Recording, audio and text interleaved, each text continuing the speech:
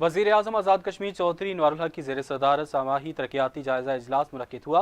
इजलास में वज़राए हुकूमत और सेक्रेटरीज़ हुकूमत ने शिरकत की।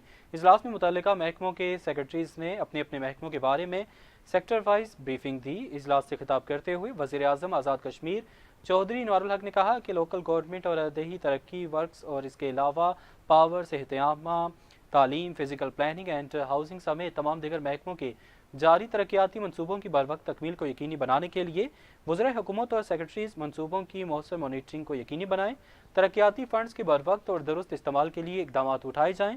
वज़ीर आज़म ने कहा कि हुकूमत अवामी मुफाद के मनसूबों पर खुसूसी तवज्जो दे रही है।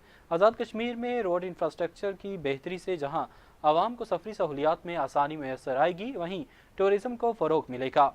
मेच्योर लेबॉरेटरीज के लिए अदायगी यकीनी बनाई जाएगी।